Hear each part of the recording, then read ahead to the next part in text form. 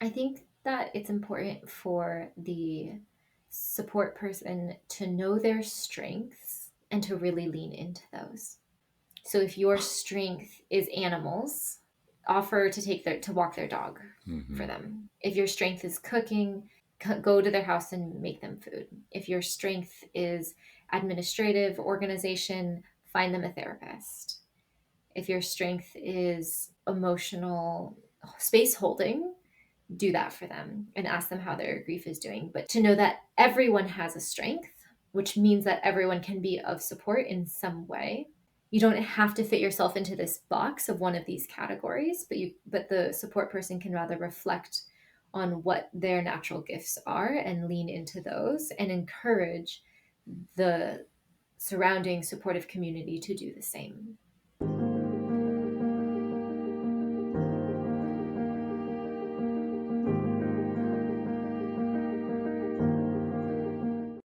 Back again. Welcome to Full Time Grievers. Yeah, so glad to be here with you. Likewise.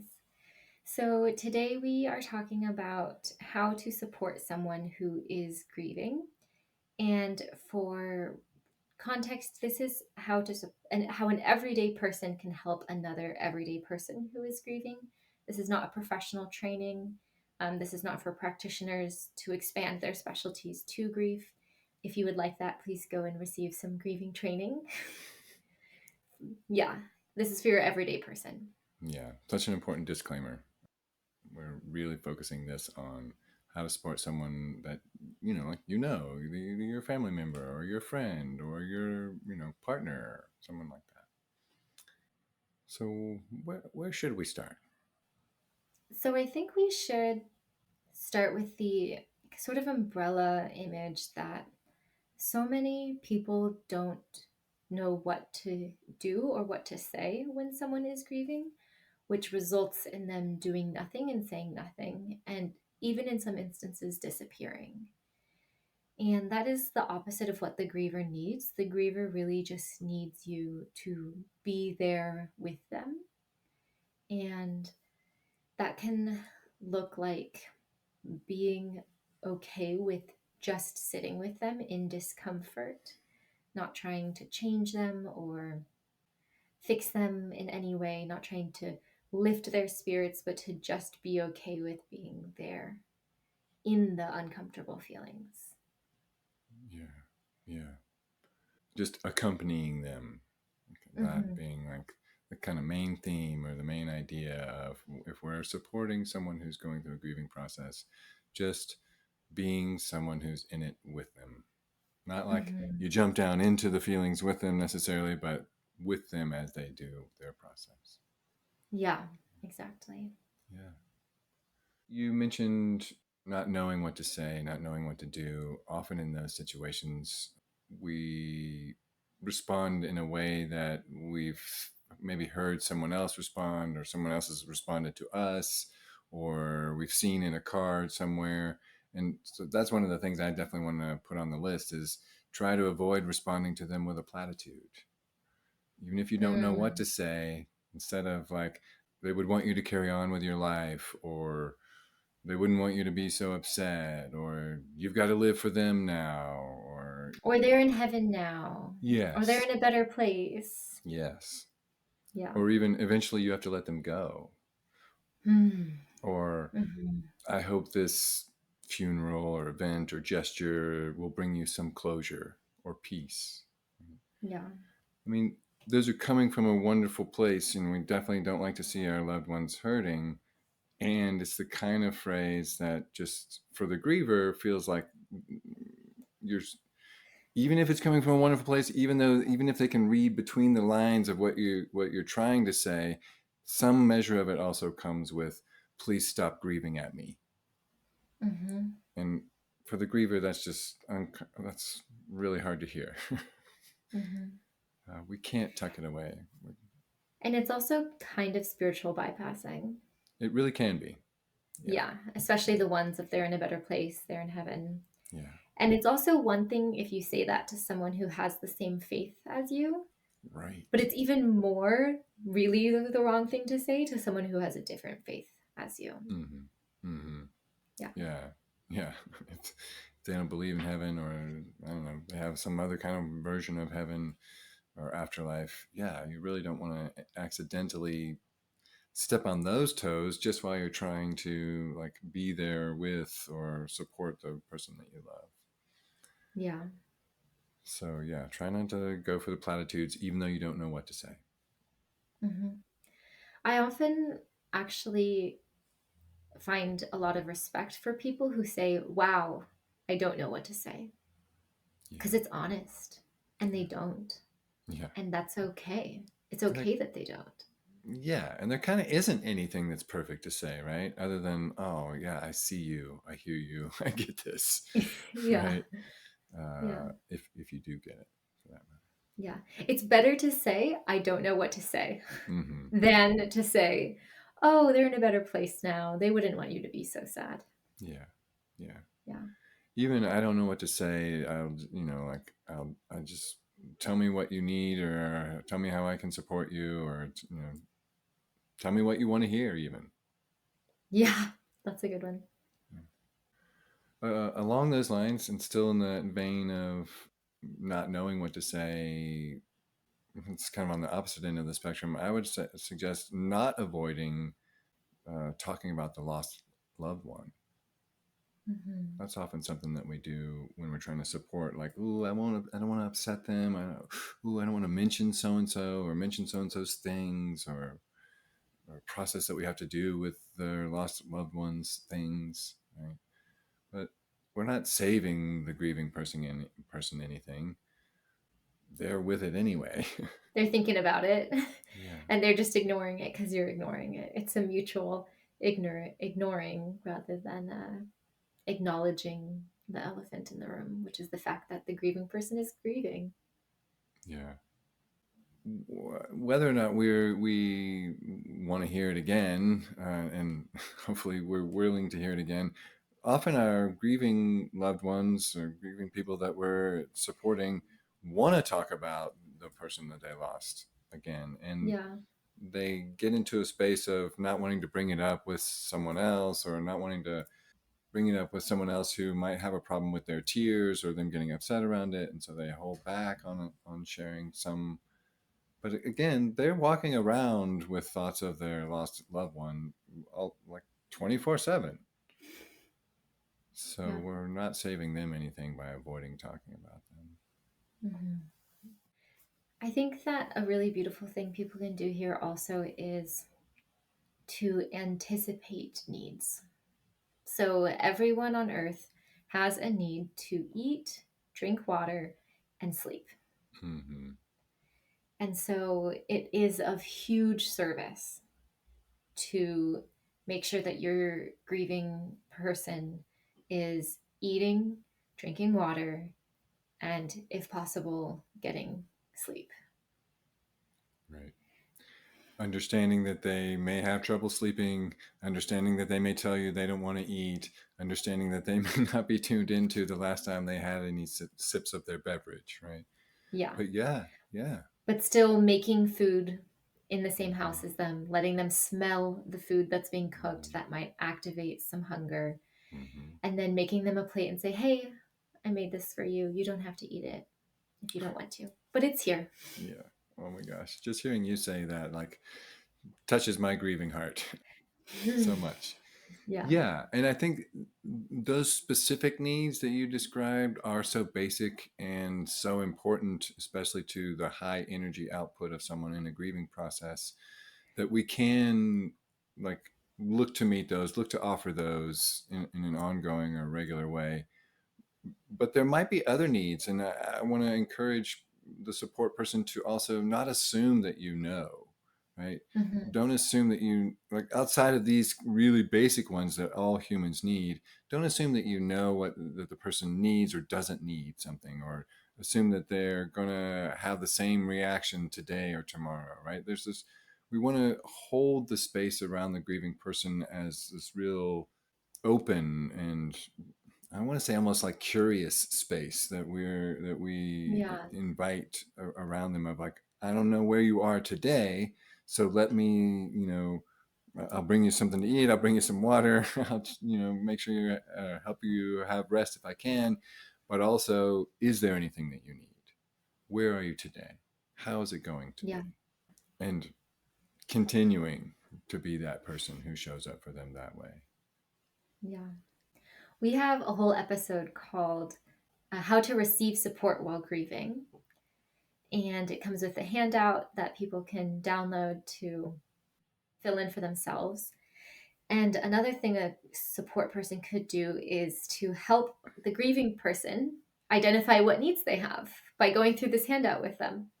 Oh, wow. Yeah, that's brilliant. Yeah. Yes, absolutely. Yeah. Absolutely. Yeah. Yeah, what a useful way to use tools that we're already offering to folks here to really give some targeted support, Yeah. right where they need it, and helping them Yeah. even discover where they need it. Mm-hmm. I can Yeah. see So on that handout, we have emotional comfort, physical comfort, financial support. Oh, and then actually going and asking for the support. that. Oh yeah, such an Yeah. important part. Yeah. And so just that can be really, really overwhelming. And it can be of huge help to coordinate the support effort of the community around the griever as well. Wow, if you're up for being that person, that's a huge help, right? Someone who Yeah. can put together other people who are looking to support the grieving person or family, even if they're a group of them grieving, Hmm. and helping those people plug in where the support is needed. Oof, Yeah. so helpful. Yeah. I think too, along these lines, and in the vein of not assuming but checking in with them and then helping them get clear about what they need, continuing to ask them, what they might need now in an ongoing way, but then also checking back with the grief, be the one who asks them about their grief and keep asking well beyond the time everyone else drops off. You know, And how much time is that? well, I mean, a lot of people drop off in like a few weeks. Then Yeah. there's another one around 6 months, and then there's another one around a year. Where at a Yeah. year, especially 2 years, at those early anniversaries, especially, Mhm. even if the grieving person has been, you know, hasn't been experiencing as many waves of the grief, uh, at those anniversary points, there's often something that comes up. So being someone Mhm. who checks back a year later, 2 years later, can be just so incredibly supportive to the person in a grieving process. Yeah. Absolutely. You could even put a calendar reminder in your calendar. Like, this is the person who died's birthday. This is their anniversary. And to make a point to give them a call on that day. Yeah, that's pretty next level. I'm doing that today. Today is my cousin's birthday. Oh, yeah. Yeah, and I'm calling my Thea, trying to get her on the phone. that's, that's like next level. That's like stage 10 out of 10 support person. That's right. Is following Yeah, up year after year. yeah. Especially as lay support, if you will. Hmm. Hmm. I also want to make a plug, if you will, for the support person doing what you can as you're supporting your griever, your person going through a grieving process. Not to label them really, is to see what you can do to not get too alarmed by what they say. Like, you'll have feelings come up, and I don't want you to like suppress all your feelings, but take those feelings with you and work on them outside of the space of where the griever is, or the person going through the grieving process, because at different stages, you're different places throughout the process that they're going through, and as different waves come in, actually, they may they may say they want to quit their job. They may say they want to move away. They may say they want to stop being in relationship with their partner. They may say all kinds of things. They may say they want to end their own life. And obviously you want to take them seriously. You don't want to gaslight them about what they're saying, but also you don't want to inflate or take as written in stone something that they're saying when they're in the middle of a deep grieving process, or when a big wave is crashing over Yeah. them. And I think that letting them know too that, like, I hear you for sure, like, what you're saying, like, definitely is landing with me. And then at another time, making clear that you can say whatever you need to say, and I'll check back with you about what your truth is, but I want you to feel free that like when you're really going there and you're really in the depths of it, you don't have to try to manage your phrasing or the way you talk about this to me. Yeah. And Yeah. that can be such a gift to have that license. And, Yeah. That reminds me of the concept of circles of support, mm-hmm, which is there's a really beautiful visual for it where there is like the person who needs the most support at the center. And then there is that person's intimate family and friends just outside of that, or like immediate family. And then it is the job of the immediate family to give support in to the person in the most need at the very center. mm-hmm, And then one tier out from that, there's the extended family and the extended community. And the extended family and the extended community can pour support into the immediate family. So the immediate family is getting support from the extended family, and then from there it goes out to like society and to like your church groups and to your schools that your children go to and to your mm-hmm. teachers, and from there it goes out to like civilization at large. And Right. so in all of these instances, support is a one way flowing from out to in. And so the most external sources of support are only pouring support in. And so that's to say that like if your husband's brother just died, for example, your husband is obviously grieving more than you are, but perhaps Mm-hmm, you are still grieving mm-hmm. because you had a 10, 20-year relationship with this person. Right. So you are going to support your husband with the grief. And then your husband's best friend is going to support your husband with the grief. But your best friend is going to support you with your grief, which is different than your husband's grief because your husband had a lifelong from birth relationship with that person, as opposed to you having a several decade long relationship. Yeah. Well, I love the way you describe that. I love the image of it too, these concentric Mm-hmm. rings of support. Mm-hmm. On some level, we know that's the ideal version. Not everybody has that, but I want everyone to have that. I Yeah. desperately want everyone to get to have that version. Yeah. I do think that it also suggests that as the support for someone who's going through a grieving process at whatever level you are, it is important to pour your support, toward the inner circle, but to look behind you to receive some support so that you have what you need to give, right? So Exactly. get your support elsewhere and get a lot of it as the supporting Mm-hmm. person for Mm-hmm. someone else who's going through a grieving process. Yeah, and I'm in that exact situation with my cousin. So my cousin is my cousin, so I knew him my whole life, but obviously his mother is grieving so much more than I am. Hmm. So the support goes from me to her, but I'm still getting support from my network and my friends and my people about my own relationship to my grief about my cousin. Yeah. Yeah. Yeah. Yeah. Such a again, it's so important to keep that cycle going as much as you can. Like even if you don't have Mm-hmm. all of the concentric rings, as someone who's supporting someone else who's going through a grieving process, do look behind you to get your support so that you can continue to be there for the person you're supporting. Yeah. I think that's a great like rule of life in general. Yeah. Get support so you can give support where you want to give it. Yeah.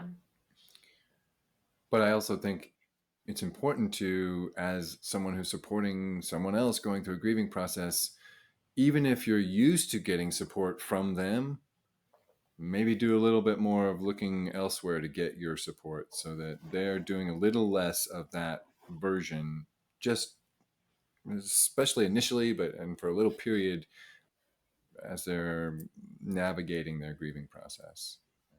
I recently heard someone say that that everyone should have six sort of like attachment figure, best friend type people in their life.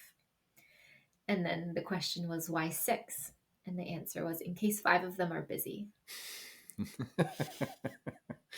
Yeah, That's so important, so useful. Yeah, yeah. I love the way it's put too. And if we all work all the time towards having that much resilient community, it makes going through these things so much more bearable. Absolutely. Yeah. Absolutely. Yeah, I couldn't agree more. This episode is brought to you by the Center for Emotional Education and Sacramento Reiki Center, where we support full time grievers every day. Many of our clients have tried everything and it still hasn't been enough. After our work together, they gain the tools and skills that they need to navigate their grief on their own. You can get more information at sacramentoreikicenter.com and centerforoemotionaleducation.com. Along the lines of getting support, which is so important, and we need to have thriving community so that we can get support while we're supporting someone else in the grieving process. I Yeah. also think it's vital to get our own resources on grieving, right? Hmm. First of all, not to leave it to the person we're supporting to say, oh, you should read this book, or I was checking out this resource. Maybe would you check it out too? They may do that if we're lucky, but it's not their job, right? Hmm. They're doing a lot of work already. So if we can help them out by being the one who goes and grabs a book or goes and listens to a podcast or even gives a Google to what you can do to support someone, or you check out more episodes of this podcast so you know more about what they're going through, right? Yeah. Do Send this episode to all of their other close people in their life That's right. to say, hey, this is how to show up. That's right. Yeah. Spread those resources. Yeah. Once you find Yeah. them. Yeah. The book, I Wasn't Ready to Say Goodbye by Brooke Noel and Pamela Blair, has a great chapter on supporting someone in a grieving process. So if you have no other idea of a resource besides this podcast, now you have two. So use them. Yeah. I also want to make a real plug for resourcing ourselves in other ways. Get support where we can, gather informational resources where we can, because that helps us make sense of what's happening to the person that we're supporting, but also really taking care of our own body and nervous system and emotional system as we're being the support person. Because when your nervous system is regulated and then you go to support the person, it allows them to much more easily co regulate from you. That's right. Yeah. Yeah. Think of that as people talk about emotional contagion. I think of it rather as emotional coherence. And there's a nervous system kind of Mhm. coherence as well. We're built Yeah. to, especially with people that we're close to, do this kind of co regulating, but only if we're bringing in a regulated body into the system. If we're not, Yeah. then we're more likely to be exacerbating the activation that they're experiencing. Yeah. In fact, if we're close to them and we're doing a great job of regulating, then our systems will even like sync up heartbeat, sync up breathing, sync up lots of systems in our nervous system, because that's how resonant we can be with each other. So really focusing on coming in as a grounded, oriented, secure body when you come into the space of your grieving person who's going through a grieving process. So, what are things that someone would do in order to become that? And if they aren't that, should they avoid the griever, or what should they do if that's just not the case for them? Well, that's such a great line of questioning. So if you're activated too and you can't help it, it's still better for you to be another body with that grieving person than to Yeah. withhold your support. Even if you're just crying as you're sitting next to them, that's still someone else with them. With the caveat that hopefully you won't make it about them taking care of you. Like let's do Yeah. hopefully stop short of that, even if you are getting Yeah. upset. But yeah, I still think that's better so that they aren't left alone with it. Just and you don't hold yourself away because you can't. you can't be more regulated. But there are some things you can do to help you on the way in and even while you're there in support that can help you have a more regulated nervous system. Well, actually, for one, make sure you're getting enough sleep. Make sure you're getting enough nutrition. Make sure you're drinking enough water, even right there with them, hydrating as you're sitting next to them. But I also think using your breath is really useful because you always have it with you. And Hmm. I think we've taught this before on here on one of our episodes, but just in case we haven't, a regulating breath is just making sure that your inhale, although still full, takes about half as long as your exhale. A lot of folks Hmm. like to use a count. They go 1, 2, 3, 4 in, and then 1, 2, 3, 4, 5, 6, 7, 8, whatever it is, out. And Hmm.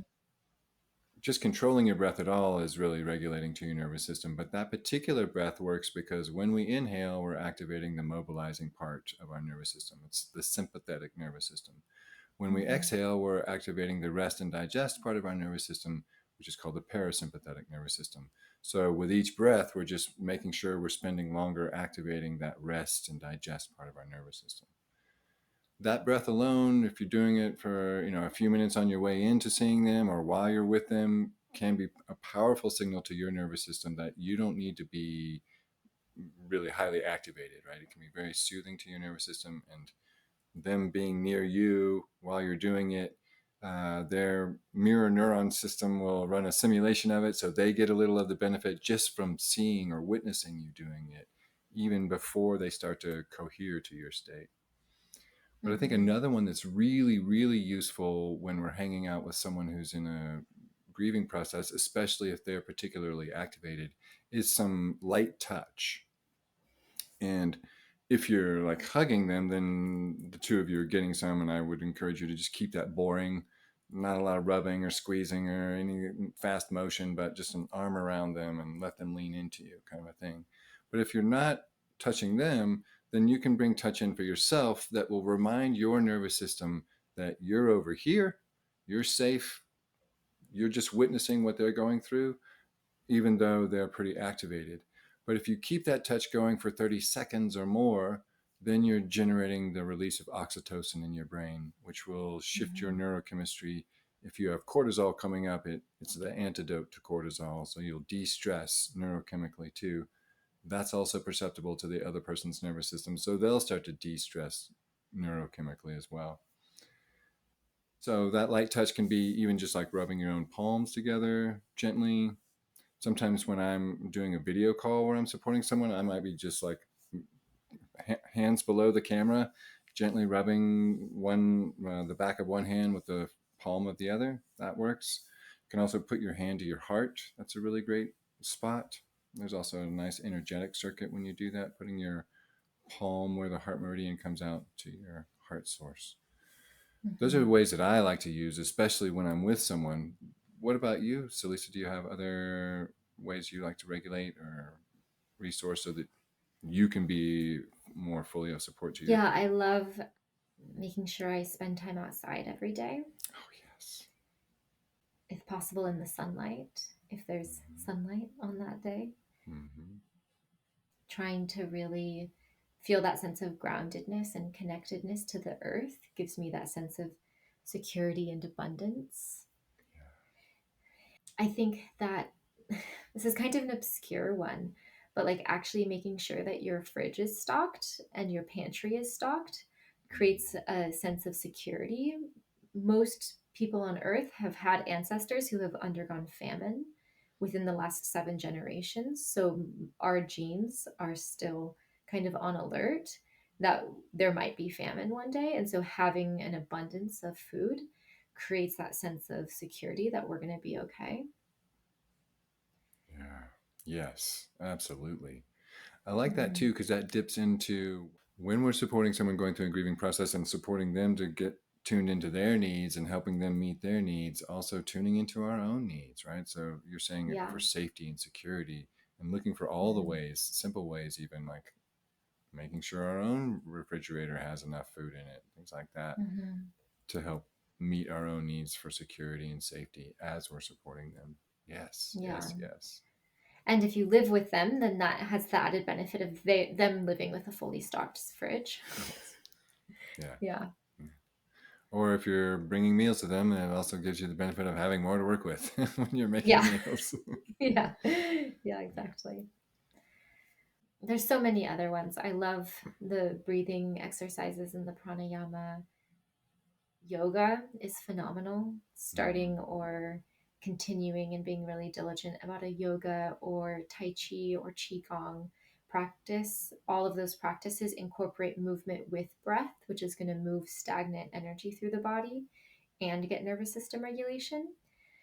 And any movement at all is really great, even if it's not mindful movement, even if it's running or cycling or walking or weightlifting, all of it's going to be good because it's all going to release endorphins, which is going to help regulate.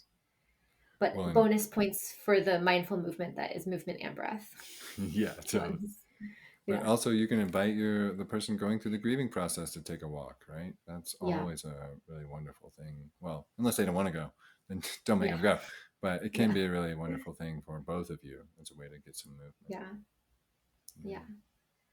I think that something that someone has done for me when I was grieving, which was incredibly helpful, was I knew I needed therapy. It was a really traumatic ending, and people grieving often just need therapy. And so I asked my sister to find me a therapist that would work with my medical insurance, which is a huge obstacle to like Yeah. acquiring medical care, is navigating the healthcare system in America. If you live in a country with a better healthcare system, that's so awesome. Yeah. But especially if you're in America, like helping the person navigate their healthcare in order to get the mental health support that they do need as they're going through that time can be Yeah. really, really N- helpful. Navigating all kinds of systems like that, right? If you're Mm-hmm. available or able to be that person, like willing to, we already said, help organize the food train, or help Mm-hmm. call people to let people know about certain things, or help call to arrange things for the memorial, or different things that Mm-hmm. might events that might be happening that the grieving person is wanting to arrange or be a part of.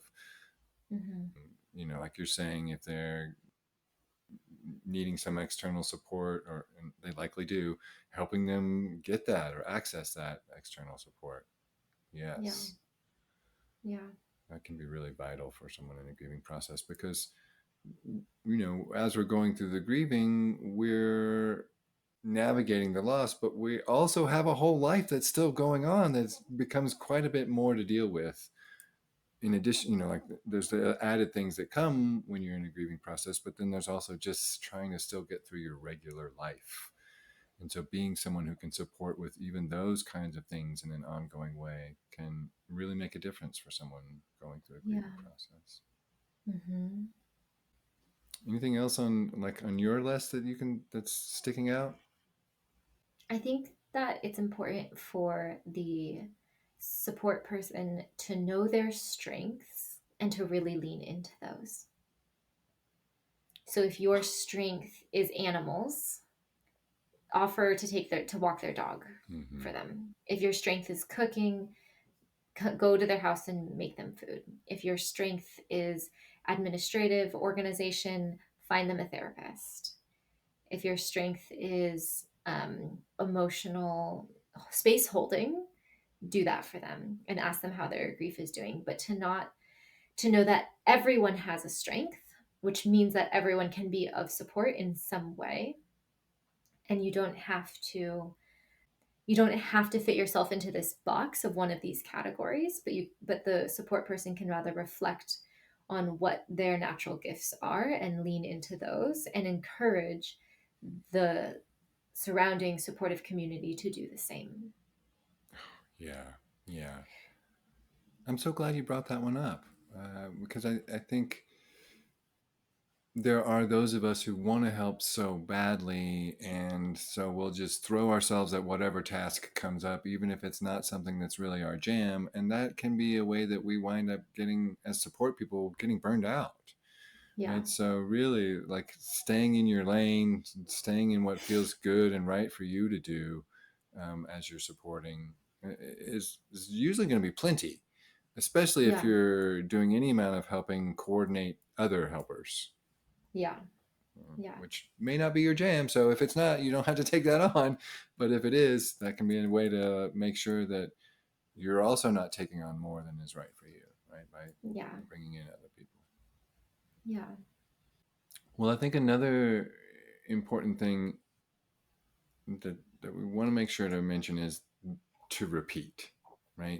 Like whatever, anything else we can think of to say, all the things we've said already, be ready to continue doing it, right? Be ready to cycle back through everything as new waves of the grieving process come through, right? This is why Mm-hmm. we call it a grieving process rather than just grief, because they will Mm-hmm. have other waves come up. And sometimes the other wave, it'll be like it's the first wave. And you're like, what? I thought we were making progress. I thought they were getting over it or moving on, which are also phrases you don't want to say to them. But you may be thinking that they've moved forward in a certain way, and then they come back through another cycle of it, and you just got to be ready for that by Yeah. itself. That's going to happen. Yeah. But I think also being ready to keep taking care of yourself again and again, right? So you can stay in Yeah. it with them without closing off or rushing them or burning out. Yeah. I think knowing what your capacity is and then being able to communicate that is also incredibly helpful for the grieving person. I Mm-hmm. had a friend say to me, Selysa, I have a lot going on in my life right now. I know you need support. I just want to let you know I can commit to one hour phone call per week. And that was so helpful for me to know that I got one hour phone call with her a week and I didn't call her randomly outside of our scheduled 1 hour check in. And it was really, really wonderful to have the predictability. And it was really great for her to have that boundary with me because she was basically setting the boundary of like, stop calling me. Right. And I was like, oh, okay, I'll stop calling you because I know I get 1 hour per week. Mm-hmm. And it doesn't have to be that frequent. It can be 1 hour phone call per month. It Yeah. can be, Whatever's right for you. yeah, whatever's right for the support person. Yeah. Yeah. And doing it that way, even though like some of us might have a lot of guilt come up if we're not there every time, every single moment, for every single thing, forever. Right? Mm-hmm. I'm that kind of person. But working with ourselves through that, I think can be quite useful so that we can really show up fully in the ways that are right for us. And that will be much more use to the person going through the grieving process than us continuing to show up but never really fully being there because we're doing too much or we're not doing what's right for us or trying to take Mm-hmm. on things that really have no business trying to take on. Yeah. I think also in terms of this sort of keeping in mind this repeat idea, like you're going to come back through, they're going to come back through, some of the same things are going to show up. They're going to maybe go through another wave of saying they want to quit everything. And then they're going to come out of that and say, no, I didn't really mean that. And you just want to, continue to allow that repetition of taking care of yourself and of them. I think along with that, just keeping in mind that I want to say almost no matter what it looks like for the person going through the grieving process, but maybe there's some people that wouldn't hold true for, but almost no matter what it looks like, think of it as a triathlon instead of a sprint, right? Mm-hmm. They're just going to keep going for a while. And if we want to be able to keep going, then we got to take care of ourselves. So, I mean, if we want to be able to keep going with them, we've got to take care of ourselves so that we can. Yeah. Yeah. And having those healthy boundaries as to what you're actually available for will create that sustainability. Yeah. And that can change over time also. When the person first dies, perhaps you're going to drop a lot of things and show up because that's sort of an emergency situation. And then it is sort of normal for the support to slowly dwindle down, but we want to emphasize the dwindle down, not like the stop halt. You should be over it by now. Because the dwindle down can be going from like weekly check-ins to like bi-weekly check-ins to monthly check-ins, depending on your level of closeness to this person Yeah. and your availability Yeah. and capacity. Just because boundaries have been on my mind right now, I really appreciate the way you put that, because I think many people think of the boundaries as like, where we put up a stop sign or where we put up a fence. But the kind of boundary you're describing is, here's where I can fit in. Here's where I'm available to connect. Here's how it works for me to link up with you. Mm-hmm. And I think Mm-hmm. that way of thinking about boundaries can also make it a little bit easier to set them, right? It's not like Yeah. I'm just closing you out of all these places except for right here. It's like I'm creating this really beautiful conduit for us to connect in this way Yeah. through here.